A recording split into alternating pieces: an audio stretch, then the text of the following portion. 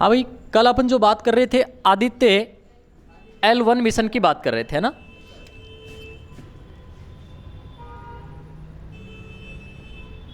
Aditya L1 mission,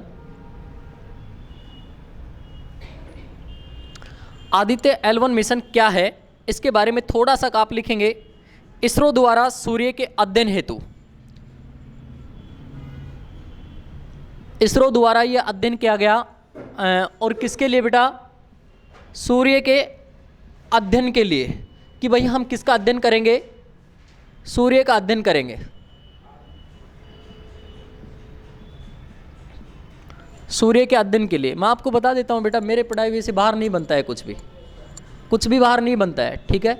और मेरा पढ़ाया हुआ नहीं बना तो फिर किसी का भी नहीं बनता है, ठीक है। अरे रिट में देखो, इतना जितना भी मेरी यूट्यूब पे क्लास है ना उनको पढ़ लो आप, ठीक है। नोट्स हैं, नोट्स मेरे बहुत लेंथी हैं, ठीक है। वो फर्स्ट ग्रेड PMT तक के बच्चों के नोट्स हैं, है ना। और वो आपके फिर माइंड से निकलेंगे बेटा, है ना। और रीट का क्या लेवल है? छोटा सा लेवल है ना। आपको 8वीं तक के बच्चों का ही मास्टर बनना है ना, कॉलेज में प्रोफेसर नहीं बनना है। छोटी छोटी चीज़ें पढ़ें, ठीक है। हाँ, यहाँ आप रेगुलर क्लास ले, जब मैं यहाँ साइंस पढ़ाऊँगा ना तो उसमें आप बैठे, आपका रीट हो जाएगा, आपका रीट आराम से हो जाएगा, टेंशन लेने की ज़रूरत, हाँ तो आराम से हो जाएगा, ठीक है। उसके बाद में लिखना बेटा PSLV XL, PSLV XL लिखें इसको। PSLV XL की सहायता से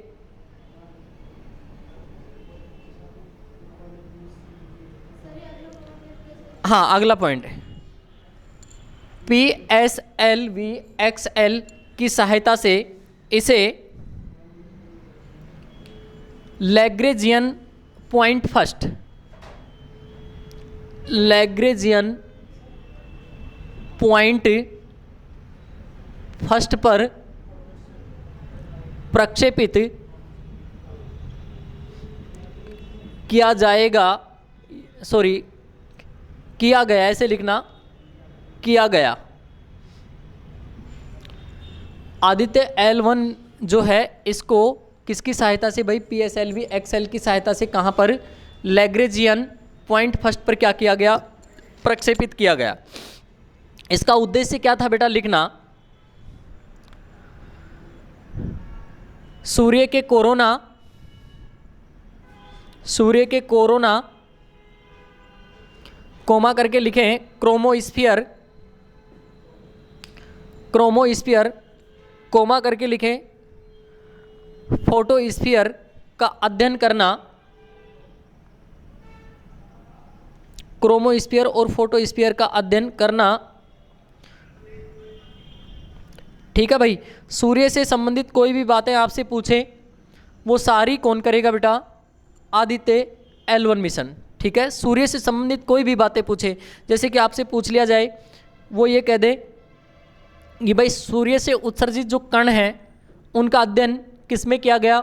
आदित्य L1 मिशन में, ठीक है। आपसे पूछ लिया जाए चुंबकीय क्षेत्र में परिवर्तनों का अध्ययन किससे किया गया?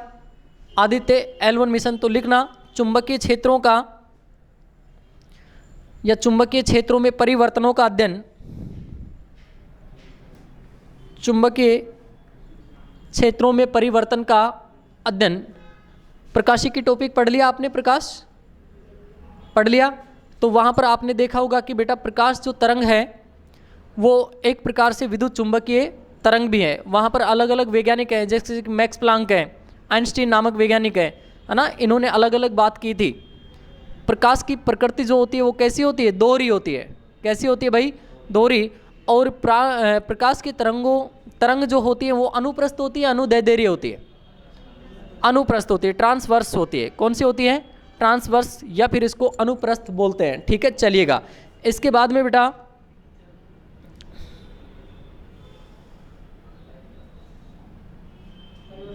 इंडियन स्पेस स्टेशन लिखे, इंडियन स्पेस स्टेशन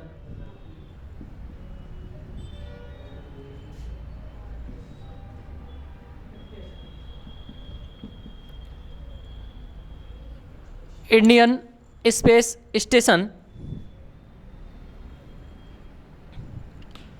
लिखना, इसका वजन लिखना बेटा, वजन, वेट 20 टन।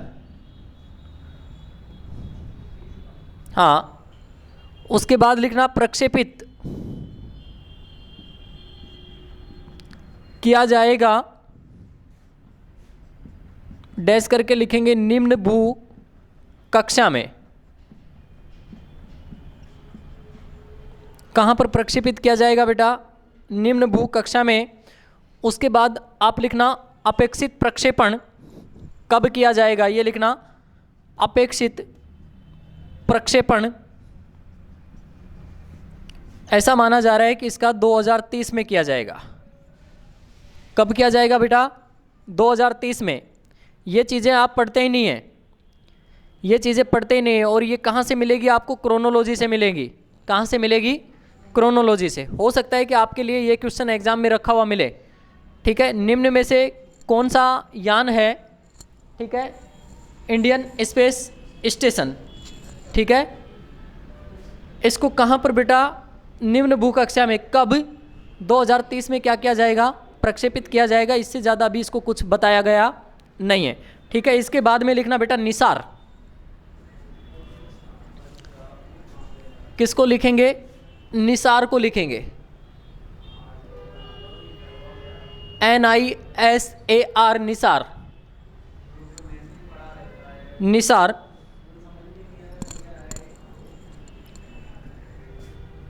लिखना बेटा नासा एवं इसरो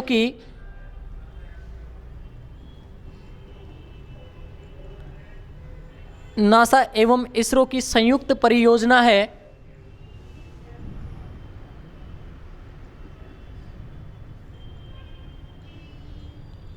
नासा एवं इसरो की क्या है? ये संयुक्त परियोजना है।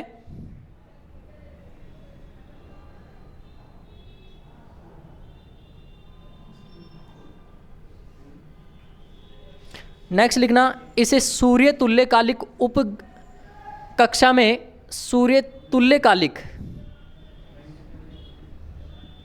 कक्षा में प्रक्षेपित किया जाएगा। सूर्य तुल्यकालिक कक्षा में प्रक्षेपित किया जाएगा, ठीक है। लिखना ये स्कैनिंग हेतु, स्कैनिंग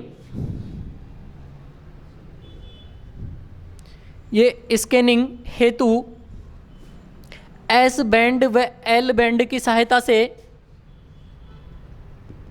एस बैंड व एल बैंड की सहायता से सूक्ष्म तरंगों का उपयोग करता है। एस बैंड व एल बैंड की सहायता से सूक्ष्म तरंगों का उपयोग करता है। इसका मुख्य उद्देश्य लिखे बेटा, इसका मुख्य उद्देश्य पृथ्वी के क्रमिक विकास का अध्ययन करना। इसका मुख्य उद्देश्य पृथ्वी के क्रमिक विकास का, पृथ्वी के क्रमिक विकास का अध्ययन करना। किसका भाई? निसार का। किस किस की संयुक्त परियोजना है बेटा ये? किस किस की है? नासा और इसरो की। नासा और इसरो की क्या है? ये संयुक्त परियोजना है। इसी के साथ में बेटा आपका ये क्या होता है? कंप्लीट होता है, ठीक है। पूरा स्पेस टेक्नोलॉजी मैंने क्या करवा दिया है आपको? कंप्लीट करवा दिया है, ठीक है। और अब हम एक नया टॉपिक पढ़ते हैं, जेनेटिक्स। कोशिश करते हैं आज और कल की क्लास में इसको ख़त्म कर लें। और संडे को जो अपनी स्पेशल क्लास होगी, आ जाओगे ना संडे को? हाँ, पार्टी किस चीज़ की? न्यू ईयर की। अच्छा अच्छा, चलो पार्टी देंगे, है ना? हाँ दे देंगे, है ना? हाँ दे देंगे पार्टी आपको, ठीक है, चलेगा, ठीक है भाई। संडे को आइएगा और जितना भी अपना जैसे कि डिफेंस टेक्नोलॉजी है उसको अपन ख़त्म कर लेंगे पूरी को, ठीक है भाई। हाँ, नेक्स्ट टॉपिक जेनेटिक्स, आनुवंशिकी।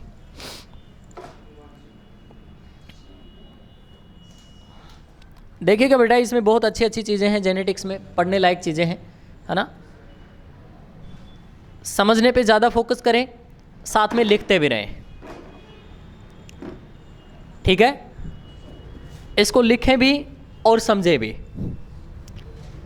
आवश्यक चीज़ें ही आपको लिखवाऊंगा, ज़्यादा बातें यहाँ पर नहीं लिखवाऊंगा।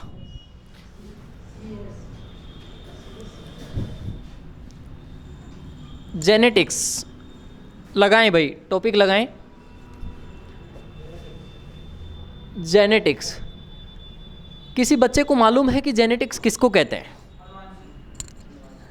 आनुवंशिकी को क्या कहते हैं?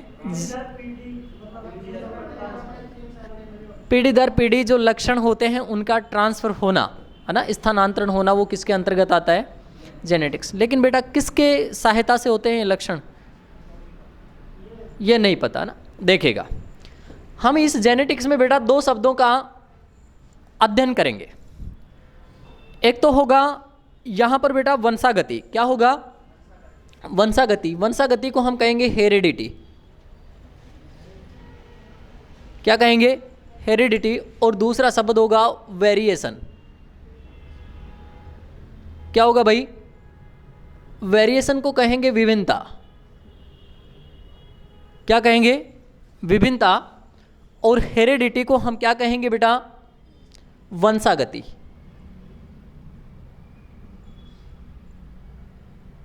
जैसे लिख रहा हूं ना बोर्ड पे, ऐसे लिख लो, ऐसे ही लिख लो भाई।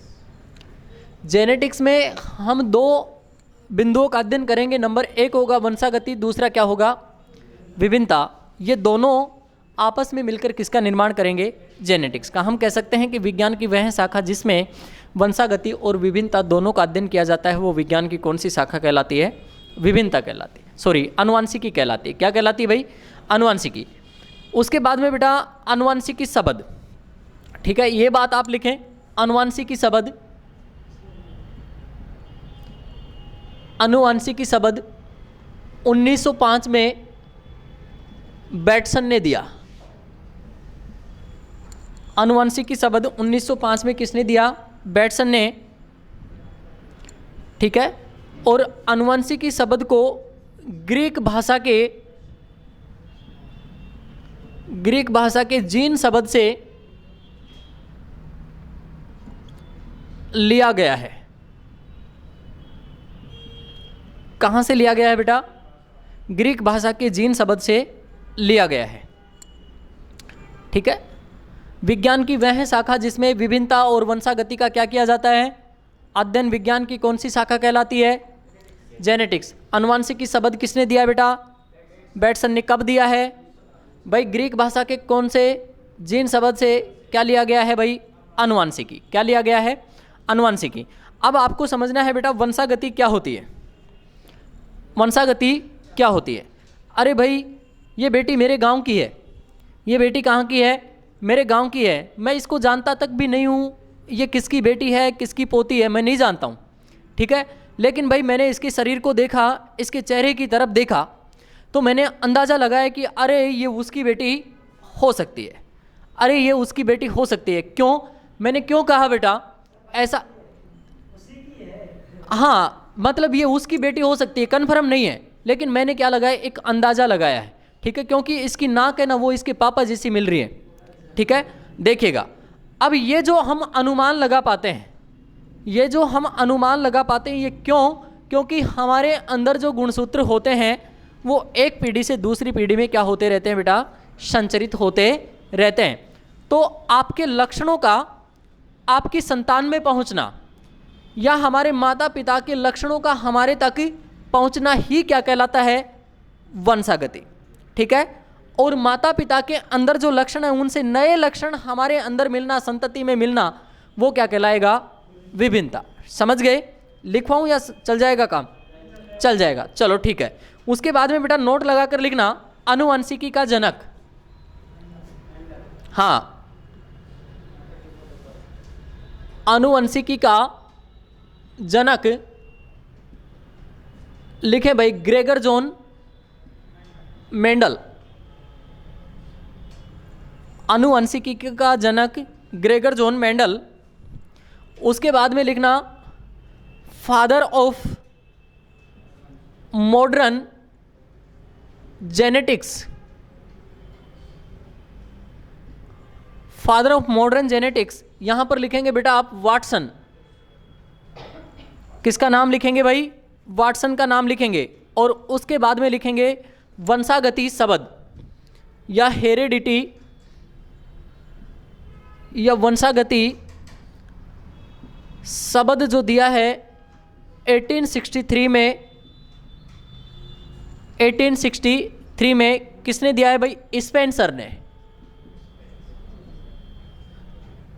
किसने दिया है? स्पेंसर नामक वैज्ञानिक ने दिया है। ठीक है भाई, चलिएगा। इसके बाद में बेटा आपको एक बात समझनी है, विभिन्नताएं क्यों आती हैं? अरे भाई विभिन्नताएं क्यों आती हैं? आप सब एक जैसे क्यों नहीं हैं? हमारे मम्मी पापा एक जैसे नहीं है, इसलिए हम एक जैसे नहीं हैं। अगर सारे एक जैसे हो जाएंगे तो भाई, अरे वो भी नहीं है। हाँ, वो हमें लगता है, उनको नहीं लगता है। हम देखते हैं ना फेसबुक पे कई अजय देवगन मिलते हैं, कई गोविंदा मिल जाते हैं, फिर भी वो एक जैसे नहीं है, फिर भी उनमें कुछ क्या है? अंतर है। तो विभिन्नताएं क्यों आती हैं? विभिन्नताएं आती हैं बेटा लैंगिक जनन के कारण। किसके कारण? लैंगिक जनन। लैंगिक जनन क्या होता है? लैंगिक जनन क्या होता है? एक ही जीव नए जीव को जन्म दे देता है, ठीक है। और अलैंगिक जनन में नर और मादा ये आपको दोनों अलग अलग मिलेंगे, समझ रहे हो? उसके बाद में एक होता है कायिक जनन। क्या होता है बेटा? Vegetative reproduction. वेजिटेटिव रिप्रोडक्शन क्या होता है? पादपों में होता है। किस में होता है? पादपों में होता है। प्राकृतिक वेजिटेटिव रिप्रोडक्शन और आर्टिफिशियल वेजिटेटिव रिप्रोडक्शन। ठीक है भाई, वहाँ इसकी बात नहीं करेंगे, ना ही हम लैंगिक जनन को पढ़ेंगे, क्योंकि कहीं जिक्र ही नहीं कर रखा है। तो लैंगिक जनन के कारण विभिन्नता आती है, ठीक है। उत्परिवर्तन क्या होता है? उत्परिवर्तन का एक क्वेश्चन निकलता है बेटा, उत्परिवर्तनवाद का सिद्धांत किसने दिया? उत्परिवर्तनवाद सिद्धांत दिया है ह्यूगो डी वरीज ने। किसने दिया है भाई? ह्यूगो डी वरीज ने। ह्यूगो डी वरीज ने यह कहा है कि कोई भी जीव है उसके शरीर में अचानक से ही कोई परिवर्तन हो सकता है। क्या हो सकता है?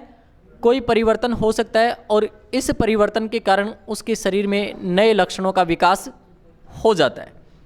नए लक्षणों का विकास हो जाता है। जैसे कि मैं आपके सामने बिल्कुल स्वस्थ हूँ, हो सकता है कि बेटा मैं यहाँ से जाऊँ या पढ़ाते पढ़ाते मैं पैरालाइसिस हो जाऊँ। क्या हो जाऊँ भाई? पैरालाइसिस। क्या हो जाऊँ? पैरालाइसिस, ठीक है। तो मान के चलना बेटा मेरे शरीर के अंदर एक नया लक्षण आपको दिखेगा। कोई पादप उग रहा है, उस पादप का हो सकता है बेटा कोई अंग प्रभावित हो गया। कई बार आप देखते हैं ना पादप खड़े रहते हैं, सूख जाते हैं, है ना, पैरालाइसिस हो जाते हैं। तो ये पैरालाइसिस होने का कारण है कि उसमें एक नया लक्षण आ गया, ठीक है। यही क्या है बेटा? उत्परिवर्तन है। और उत्परिवर्तन को सबसे पहले उत्परिवर्तन को जो सबसे पहले देखा था ह्यूगो डी वरीज नामक वैज्ञानिक ने देखा था। किस में देखा था? इवनिंग प्रिमरोज पौधे में देखा था। किस में देखा था बेटा? इवनिंग प्रिमरोज पौधे में देखा था। इसके बाद आता है बेटा पर्यावरण, एनवायरनमेंट, पर्यावरण। मान लो ये बेटा विषुवत रेखा है, विषुवत रेखा, और एक तरफ है गर्म प्रदेश, एक तरफ ठंडे प्रदेश, तो दूसरी तरफ कौन से बेटा? गर्म प्रदेश। तो आप देख पाएंगे कि यहाँ रहने वाले जो लोग हैं इनका जो कलर है वो फेयर मिलेगा आपको। कैसा मिलेगा? फेयर मिलेगा। जबकि यहाँ पर रहने वाले लोग जो हैं वो कैसे मिलेंगे आपको? काले मिलेंगे, ब्लैक। जैसे कि गर्म प्रदेशों के खिलाड़ी भी आप देख सकते हैं, ऑस्ट्रेलिया के काले मिलेंगे, वेस्ट इंडीज़, इंग्लैंड के तो गोरे मिलेंगे, है ना। वेस्ट इंडीज़ के आप देख सकते हैं, अफ्रीका के देख सकते हैं, है ना, क्रिस गेल को देख सकते हैं, है ना। तो ये सब बेटा पर्यावरण का प्रभाव है। किसका प्रभाव है? पर्यावरण का। इसलिए विभिन्नता आ सकती है। इसलिए क्या आ सकती है? विभिन्नता आ सकती है। तो तीनों बातों को आप बहुत अच्छे से समझ गए होंगे। समझ गए बेटा? चलिएगा, उसके बाद में बेटा आप लिखेंगे महत्वपूर्ण शब्दावलियां। ये आपका टॉपिक दे रखा है, महत्वपूर्ण शब्दावलियां।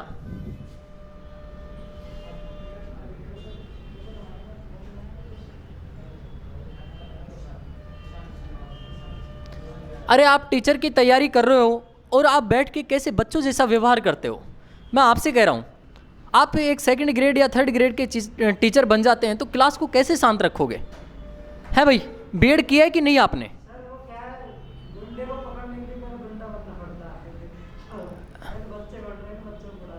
हाँ तो वो तो ठीक है, लेकिन बेटा इतनी चीज़ें आपने सीख ली हैं यदि बीएड कर लिए हैं तो, ठीक है ना? बच्चों जैसा व्यवहार नहीं करें आप एक मैच्योर हैं, टीचर बनने को जा रहे हैं आप, ठीक है? देखिएगा महत्वपूर्ण शब्दावलियाँ क्या पढ़ रहे हैं बेटा? महत्वपूर्ण शब्दावलियाँ। सबसे पहले जीन के बारे में लिखें, जीन। हाँ, जीन लिखना, आनुवंशिकी की इकाई। रीट 2017 का क्वेश्चन है ये। किस में पूछा था मालूम है? साइकोलॉजी में पूछा था। साइकोलॉजी में एक क्वेश्चन रखा था कि आनुवंशिकी की इकाई है, कौन है भाई? जीन है, ठीक है? उसके बाद में लिखना डीएनए के वे खंड, हाँ डीएनए के, डीऑक्सीराइबोज न्यूक्लिक एसिड, डीएनए के वे खंड बोर्ड पे देख के लिखें जो लक्षणों का निर्धारण करते हैं। लक्षणों को बोलते हैं ट्रेट्स। लक्षणों का निर्धारण करते हैं, क्या कहलाते हैं भाई? जीन कहलाते हैं। मेंडल को पता ही नहीं था कि जीन क्या होते हैं। मेंडल इसको क्या कहता था बेटा? कारक। क्या कहता था? कारक। तो लिखना बेटा, मेंडल को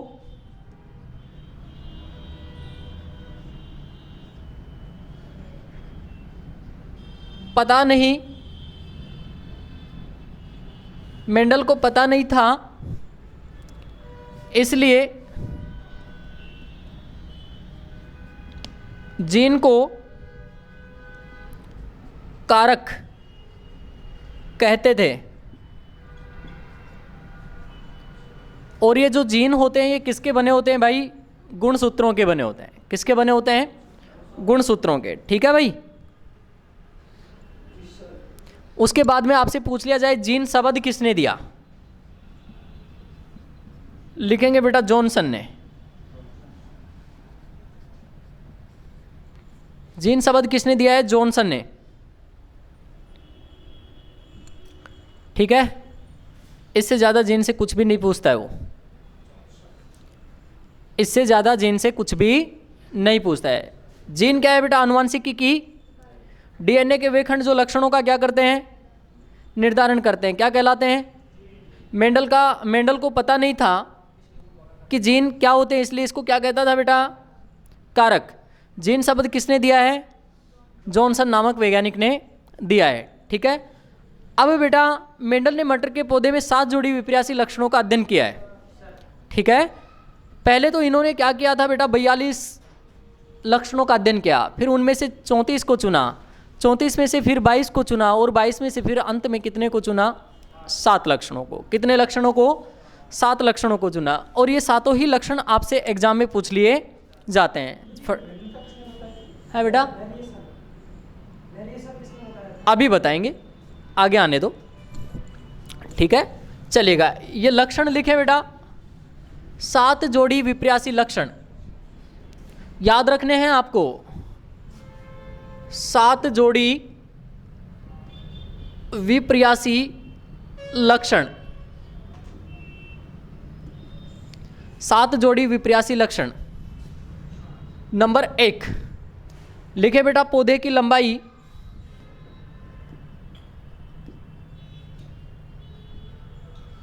दूसरा लिखे फली का रंग।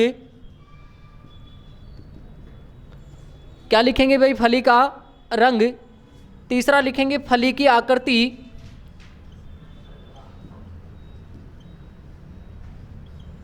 तीसरा क्या लिखेंगे भाई? फली की आकृति। चौथा लिखेंगे बीज का रंग।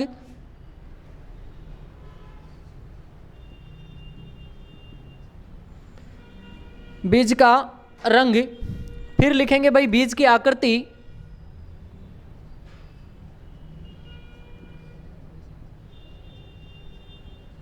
क्या लिखेंगे भाई? बीज की आकृति। इसके बाद में लिखेंगे पुष्प का रंग।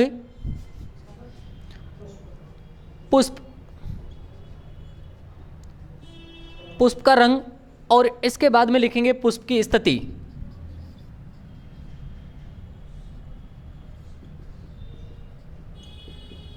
पुष्प की स्थिति क्या लिखेंगे भाई? पुष्प की स्थिति। अब इनमें से बेटा आपसे पूछा जाता है कौन से प्रभावी होंगे और कौन से अप्रभावी।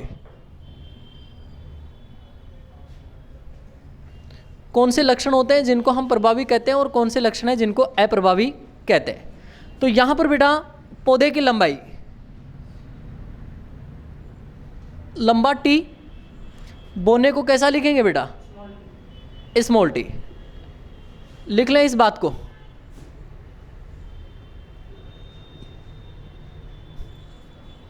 लिख लिया भाई। फली का रंग हरा कैसा है? प्रभावी। और पीला कैसा है भाई? अप्रभावी है। फली की आकृति फूली हुई प्रभावी है कि कैसी है भाई? अप्रभावी। फूली हुई प्रभावी। फिर आप लिखेंगे सिकुड़ी हुई अप्रभावी।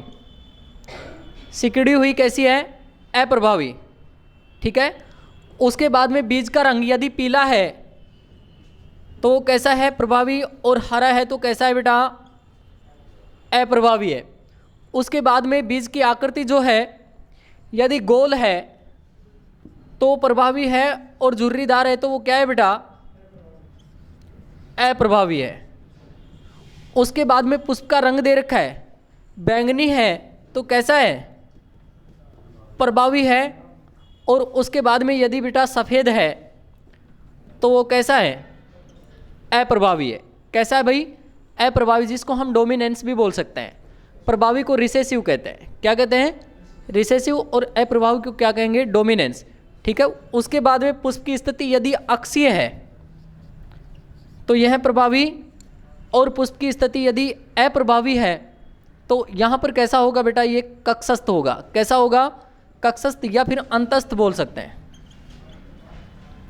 अंतस्थ, जिसको टर्मिनल कहेंगे आप। क्या कहेंगे बेटा? टर्मिनल।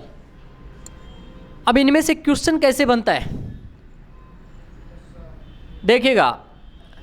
क्वेश्चन बनेगा फली की आकृति निम्न में से प्रभावी लक्षण है। फली की आकृति का निम्न में से प्रभावी लक्षण है तो कैसा होगा बेटा? फूली हुई। ठीक है। आपसे पूछ सकता है पुष्प का रंग अप्रभावी लक्षण है निम्न में से कैसा? सफ़ेद। कैसा भाई? सफ़ेद। तो ये 7 जोड़ी विपर्यासी लक्षण है बेटा जो आपको बहुत अच्छे से याद रखने हैं। ठीक है भाई। उसके बाद में पुष्प की स्थिति अक्षीय और अंतस्थ, ये समझ में नहीं आया? चलो इसको समझो। मान लो ये कोई पुष्प है भाई, ये क्या है? कोई पुष्प है और इसमें ये शाखाएं निकली हैं। क्या निकली हुई है भाई? शाखाएं। तो यहाँ पर ये जो स्थिति दिख रही है, ये वाली जो टहनी से, इसको अपन क्या कह देंगे? कक्षीय कह देंगे या फिर एक्सियल कह देंगे। और ये वाली जो स्थिति होगी जहाँ पर फूल आपको लगे हुए दिखाई देंगे, इनको हम क्या कह देंगे? टर्मिनल, या फिर क्या कह देंगे बेटा? इनको अंतस्थ। क्या कह देंगे? इसको अंतस्थ कह देंगे। ठीक है। शाखाएं निकली हुई होंगी उसको हम कक्षीय कहेंगे, और जहाँ से फूल जुड़ा हुआ होगा उसको हम क्या कहेंगे? अंतस्थ कहेंगे। एक ही पादप में आपको दोनों स्थिति देखने को मिलती हैं। ठीक है। पुष्प कहाँ पर लगा हुआ होगा वो भाग अंतस्थ होगा, और जहाँ पर शाखाओं के रूप में निकला हुआ होगा उसको हम क्या कहेंगे? कक्षीय कहेंगे। क्या कहेंगे बेटा?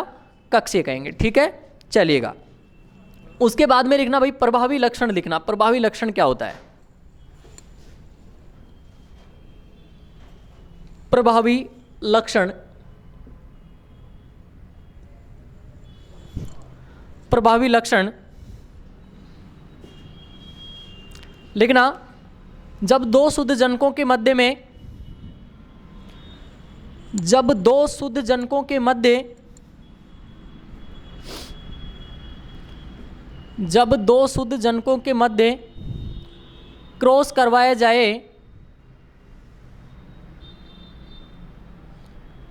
जब दो शुद्ध जनकों के मध्य में क्रॉस करवाया जाए तो F1 पीढ़ी में, F1 पहली पीढ़ी, तो F1 पीढ़ी में जो लक्षण प्रकट होते हैं वो प्रभावी,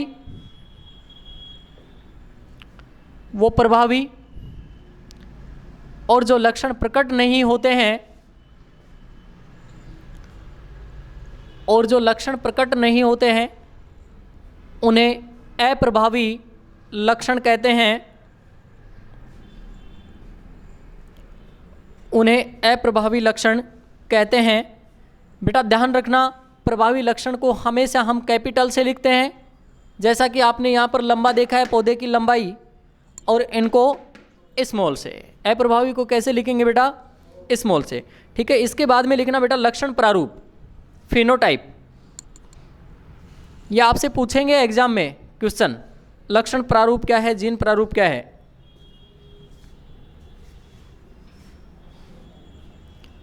लक्षण प्रारूप को आपको याद रखना है, किसी भी जीव के बाहर से दिखाई देने वाले जो लक्षण हैं, जैसे कि मैं बाहर से कैसा दिख रहा हूं, ये एक लक्षण प्रारूप है मेरा, मेरे अंदर क्या है वो जीन प्रारूप है। वो क्या है भाई? जीन प्रारूप। तो लक्षण प्रारूप को लिखना, जिसको फिनोटाइप भी लिखते हैं, लिखना किसी जीव के बाहर से दिखाई देने वाले लक्षण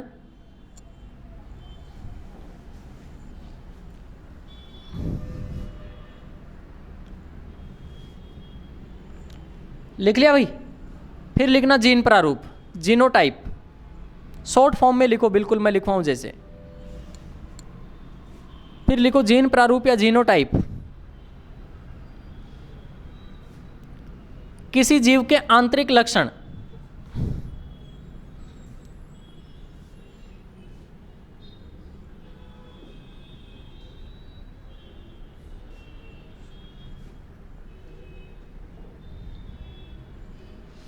ठीक है भाई।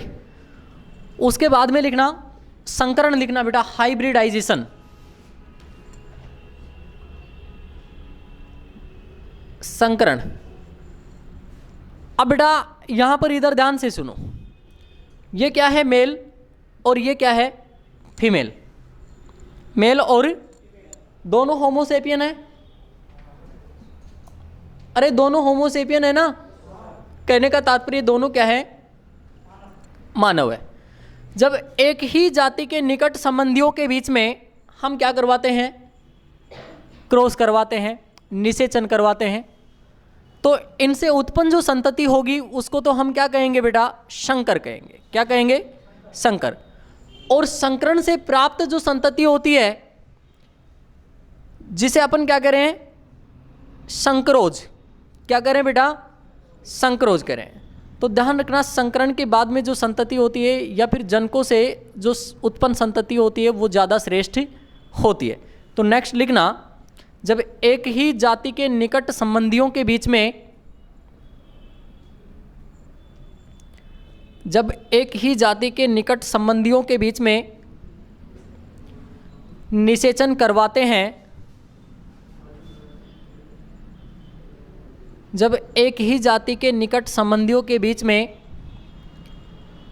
निषेचन करवाते हैं तो इसे संकरण कहते हैं।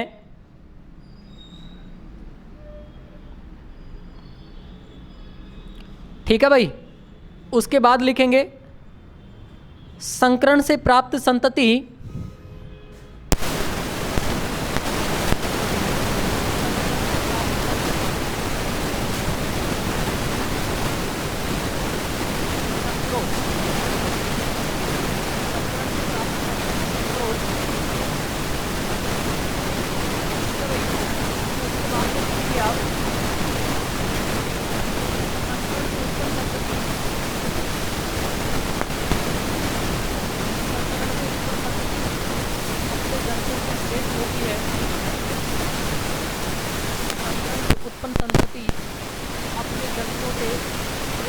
नहीं है,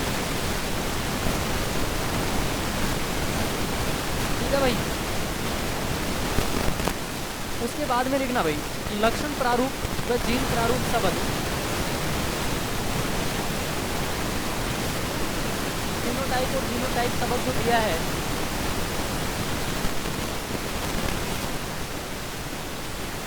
फिनोटाइप और जीनोटाइप जो शब्द दिया है वो किसने दिया है? जॉनसन ने। किसने दिया बेटा? जॉनसन ने।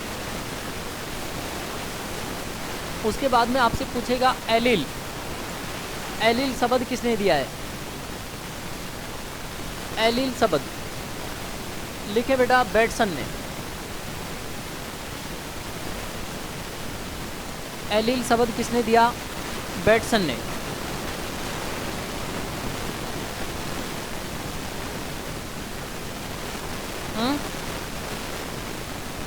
एलील क्या होता है?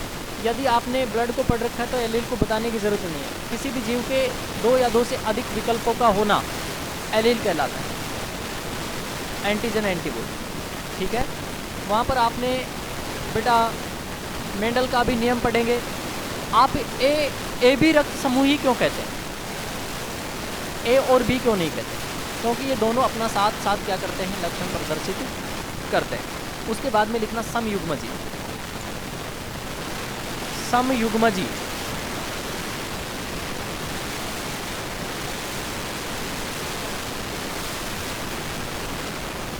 समयुग्मजी लिखना भाई समान लक्षण के कारक वाले,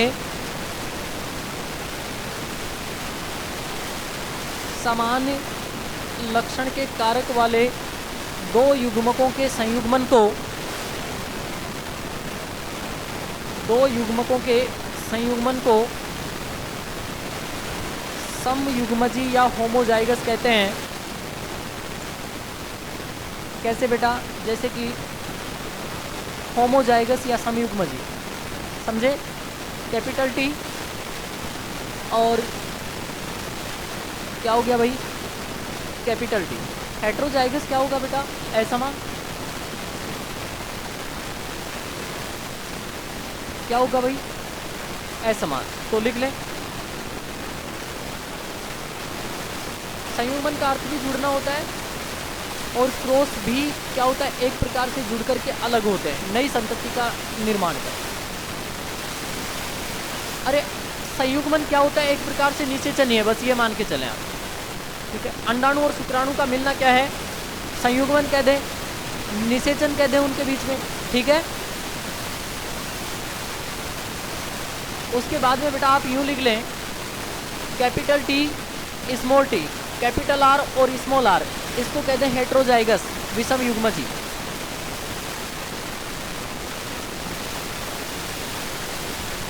विषम युग्मजी। उसके बाद में लिखना, अगर आपसे पूछ लिया जाए कि समयुग्मजी और विषम युग्मजी का नाम किसने दिया, तो बेटसन ने दिया, लिख लो। अरे जब 2 असमान युग्मकों के मध्य क्या करवाया जाता है? क्रॉस करवाया जाता है, तो वो क्या होगा? विषम युग्मजी। ये लिखवा तो दिया आपको, हाँ। समयुग्मजी और विषम युग्मजी शब्द किसने दिया है? बेटसन ने।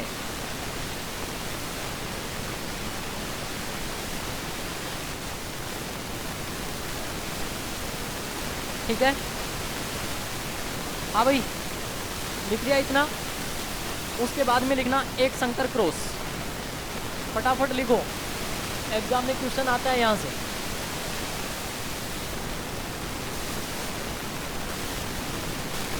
भाई मैं इतना स्पीड से नहीं चलूँ, लेकिन मजबूरी हो रही है। तुम्हारा एग्जाम क्या है? बिल्कुल पास है भाई। एक संकर क्रॉस लिखो, mono hybrid cross.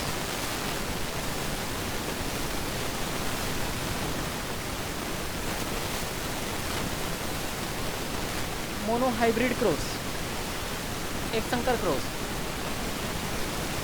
Mono hybrid cross क्या है समझना बेटा। संकर प्रयोग के दौरान केवल एक ही लक्षण की वंशागति का अध्ययन होगा तो उसको क्या कहेंगे? और 2 लक्षणों की वंशागति का अध्ययन होगा तो द्विसंकर क्रॉस, ठीक है। तो एक लक्षण की वंशागति का अध्ययन होगा तो उसको एक संकर क्रॉस, और इसमें आपसे पूछा जाएगा लक्षण प्रारूप क्या है और जीन प्रारूप क्या है। तो लक्षण प्रारूप जो होगा 3:1 और जीन प्रारूप होगा 1:2:1। ठीक है, तो लिखो इस बात को, एक लक्षण की वंशागति का अध्ययन, एक लक्षण की वंशागति का अध्ययन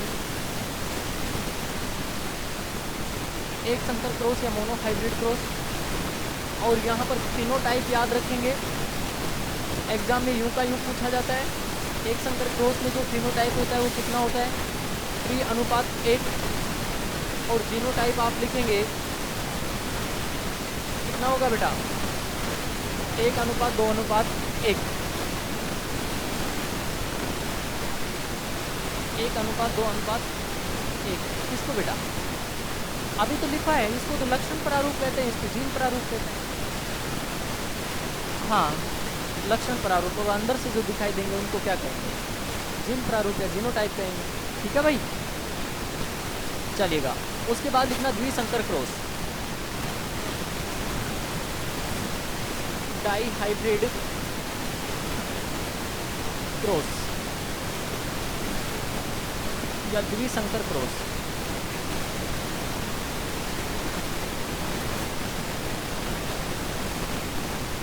इसमें लिखना भाई दो लक्षणों की वंशागति का अध्ययन,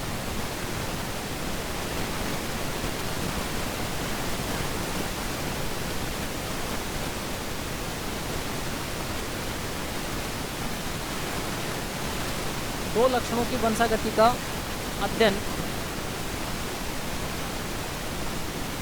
दो लक्षणों की वंशागति का अध्ययन। यहाँ पर बेटा आप लक्षण प्रारूप लिखेंगे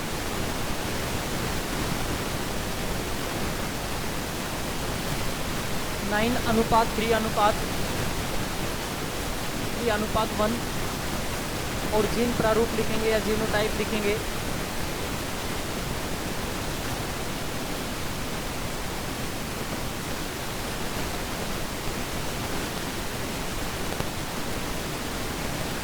लिख लो भाई, जल्दी जल्दी लिखो 12,241 21 वो एक चेकर बोर्ड बनता है बेटा यहाँ पर। हाँ 16 चेकर बोर्ड, गोल झुर्रीदार कैसे हैं, गोल पीले कैसे हैं, गोल हरे कैसे हैं, पीले झुर्रीदार कैसे हैं, हरे झुर्रीदार कैसे हैं, है ना, ये अलग अलग बनते हैं। देखिएगा 16 पौधे बनेंगे, 1 3 2 5 4 9 1 10 10 2 12 13 2 15 1 16, ठीक है ना। हाँ, उसके बाद में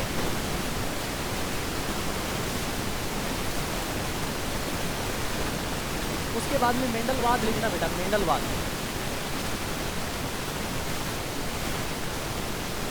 मेंडलवाद क्या लिखेंगे, मेंडलवाद, इसको पढ़ेंगे अपन कल। हाँ, मेंडलवाद, मेंडलवाद जिसे कहते हैं मेंडलिज्म, मेंडलिज्म, इसको पढ़ेंगे कल।